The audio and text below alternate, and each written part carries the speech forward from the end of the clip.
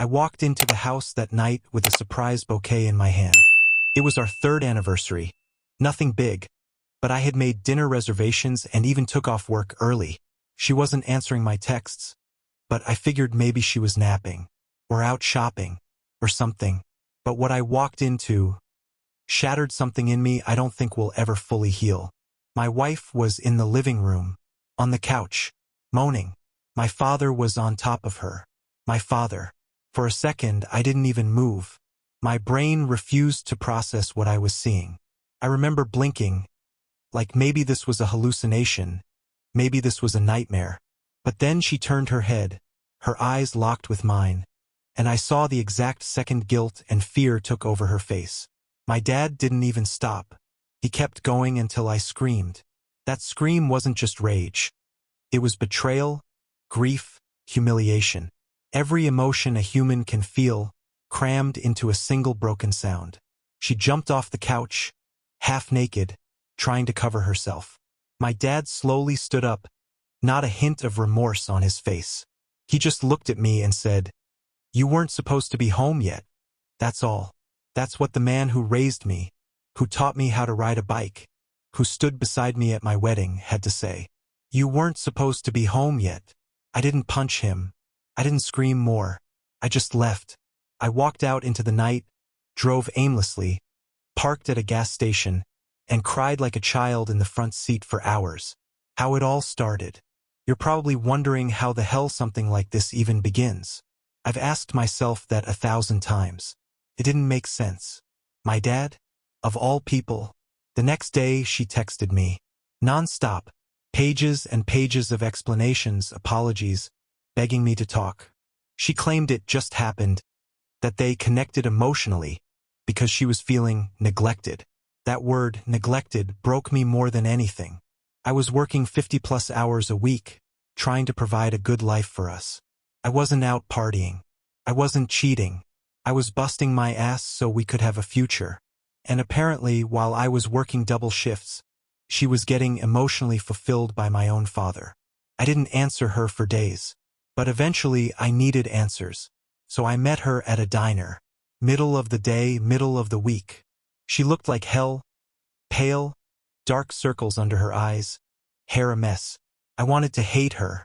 I tried. But she still looked like the woman I had fallen in love with.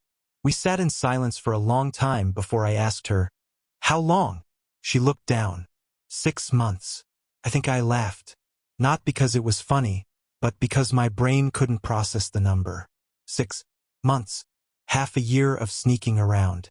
While we were trying to conceive. We were actively trying for a baby. I had no idea she'd already found someone else's hands to hold. Someone else's body to share a bed with. Someone else's, my dad's, DNA.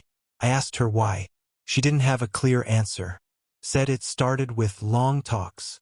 That he made her feel understood. That it was never planned. That she felt ashamed every time. Except she never stopped. Not for 6 months. The final knife in my back. It had been 2 weeks since I moved out. I was crashing at a friend's place, trying to figure out my next move, trying to survive one day at a time. Then I got a call from my mom. She was crying. She didn't say hello. Just whispered, "I think you should come home." When I got there, she was holding a letter. Not from my wife. From him. My father.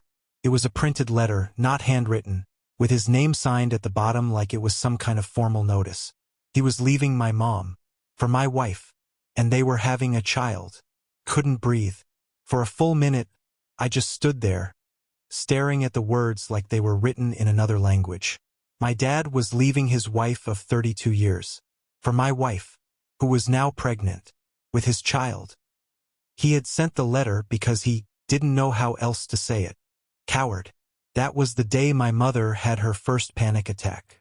I had never seen her fall apart like that. She was sobbing and vomiting at the same time, collapsed on the kitchen floor. And I held her like she used to hold me when I had nightmares as a child, except this time the nightmare was real. What they didn't know. Here's the twist. A year before all this, I had done a full fertility screening. Routine stuff. Nothing urgent. Turns out I have a rare condition. I'm sterile. Completely. The chances of me fathering a child are less than 1%. And she knew that. She had cried with me the night I told her. We talked about adoption, IVF. We even looked at clinics. So when she told me she was pregnant 2 months before I caught her with my dad, I was stunned, but hopeful. I thought, maybe I'm that 1%. Maybe it was a miracle. No, it was just betrayal. She probably already knew whose baby it was. But she let me believe it was mine. She let me rub her belly, talk to the baby, pick out names. And the whole time she was just hoping I'd never do the math. The fallout.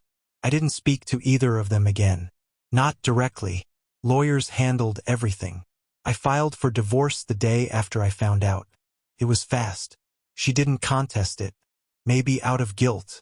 Maybe because she had what she wanted now. I sent my father a single text. You'll never be my father again. You'll never meet any future child of mine. Don't ever contact me again. He didn't reply. He never tried to. They moved 2 states away. I heard through my cousin that they had a baby girl. My dad is in his 60s. My ex-wife is 28. Wrap your head around that. My mother still hasn't recovered. I try to visit her every weekend. We don't talk about him. It's like he died. Sometimes I wish he had. It would be easier to mourn than to live with this shame. Where I am now. It's been a year.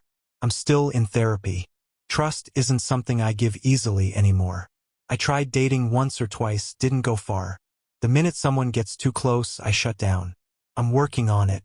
But it's hard. Hard not to replay those moments. Hard not to wonder what I did wrong. But the truth is, I didn't do anything to deserve that. None of us did. Not me. Not my mother. The most painful part? I still have dreams about her sometimes. In the dream, she's smiling at me. We're happy. We're back in the house, cooking together, laughing. And I wake up thinking it was real. For just a second. And then reality hits me like a brick. Every single time. But I'm still here. Still breathing. Still moving forward, even if it's slow. And maybe someday someone will love me. Really love me without all the lies. Until then, I've got my truth.